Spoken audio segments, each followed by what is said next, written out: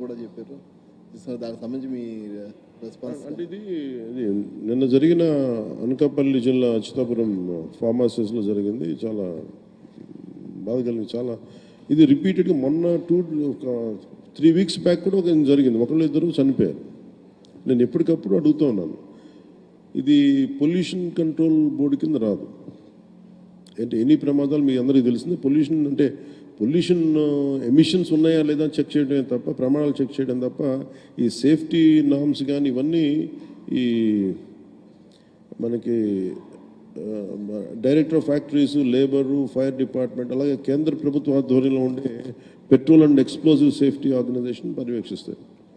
ప్రత్యేకించి ఈ Essentia advance science private limited ఇది నేను మాట్లాడితే నేను వాళ్ళకి తెలియజేసింది ఏంటంటే, ఇద్దరు ఓనర్స్ ఉన్నారు, ఒకళ్ళు హైదరాబాద్లో ఉన్నారు, అండ్ ఇప్పుడున్న అతనికి మాకు సంబంధం లేదని చెప్పి ఒక కమ్యూనికేషన్ గ్యాప్ వాళ్ళిద్దరి మధ్య గొడవ ఉంది. దానివల్ల ఆ సేఫ్టీ నార్మ్స్ తీసుకోవడానికి బాధ్యత లేని నాయకులు అంటే లీడర్షిప్ ఉండటం వల్ల, ఓనర్షిప్ ఉండటం వల్ల వాళ్ళందరూ ఇలాగ చేశారు. అందుకని ఈ ఒక ఫ్లోర్ నుంచి ఇంకో ఫ్లోర్కి వెళ్ళే దాంట్లో అయితే ఇంకా నాకు తెలిసి వాళ్ళు అంటాం సెకండ్ ఫ్లోర్ నుంచి గ్రౌండ్ ఫ్లోర్కి వచ్చే సాల్వెంట్ ఫస్ట్ ఫ్లోర్లో కొంచెం లీక్ అయ్యి ఆ కరెంటు బోర్డ్స్ ఉంటే వాటికి అయ్యి వేపర్లాగా ఏర్పడి పేలిపోయింది. దాదాపు ప్రమాదంలోనే ఒక 7-8 మంది చనిపోయారు. చాలా దారుణంగా గుర్తుపట్టలేని పరిస్థితులు అని చెప్పాను. నేను ప్రాబ్లం ఏమవుతుందంటే, నేను సేఫ్టీ ఆడిట్ చేయమని వచ్చిన రోజు నుంచి నేను అందరిని అడుగుతా ఉన్నాను. ఒక ఇష్యూ ఏముందంటే, సేఫ్టీ ఆడిట్ అంటే ఈ యజమానులు భయపడిపోయే స్థాయికి వెళ్ళిపోయారు. వాళ్ళని కొంత ఎడ్యుకేట్ చేయాల్సిన అవసరం.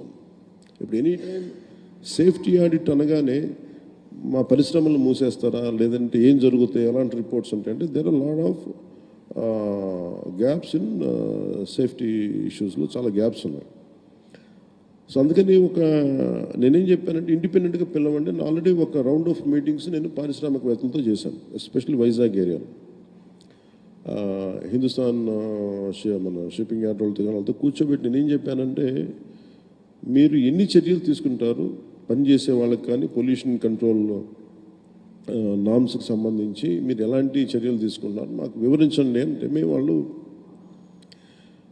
గతంలో కంటే ఇప్పుడు బాగా చేస్తామంటాను, కానీ they are not to the satisfactory level. ఇప్పుడు ఒకేసారి మనం ఈ పొల్యూషన్ ఇవన్నీ మన ఈ నామ్స్ అన్నీ పెడితే ఇండస్ట్రీ షుడ్ కమ్ ఫార్వర్డ్.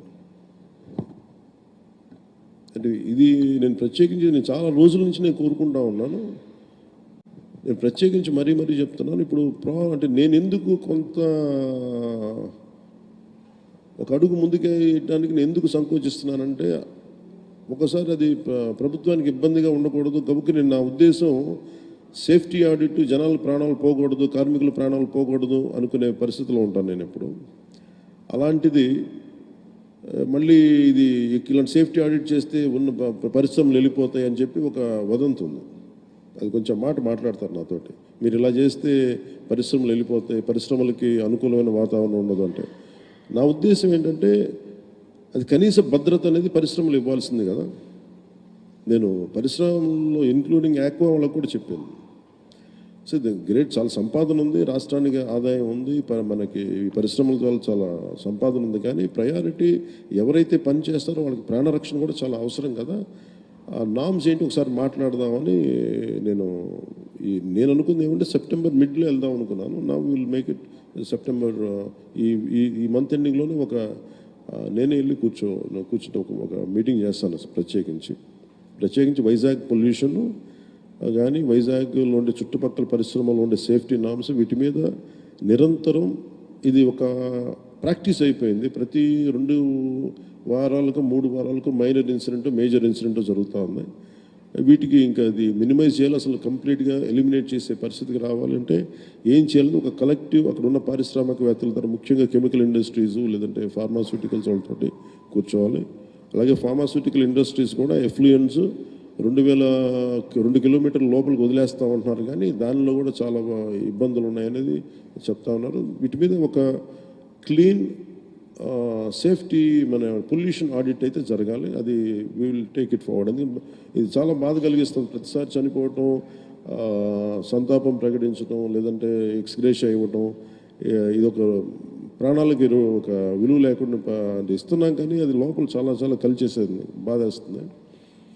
ఇది కొంచెం ఇంటెన్స్ మీటింగే పెట్టాల్సి వస్తుందండి. అది will take it forward in coming days.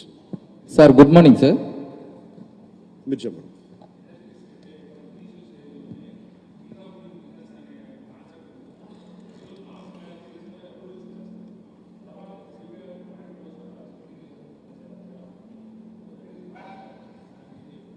ఇది నేను రాగానే అదే అడిగేదాన్ని. ఇదివరకు అంటే ఈజ్ ఆఫ్ ఇప్పుడు మన ఆర్థిక సంస్కరణలో భాగంగానే is of doing business is the major cause for it. దాన్ని ఇంకొంచెం ఈజ్ ఆఫ్ డూయింగ్ బిజినెస్ ఉంటూనే ఈ ప్రమాణాలు పాటించేలాగా ఎలా చేయాలనేది ఒక బలమైన ఎక్సర్సైజ్ చేయాలి. అది దృష్టిలో ఉంది, దాన్ని ఖచ్చితంగా చేస్తాను. అండ్ ఇదేమైపోతుందంటే నేను ఒక్కసారి ఎక్కువ అధికారులతో మాట్లాడుతుంటే కూడా అధికారులకి ఏముందంటే మీకే ఇబ్బంది అవుద్ది కాబట్టి మీకు ఈజ్ ఆఫ్ బిజినెస్, మీకు ఉదాహరణకి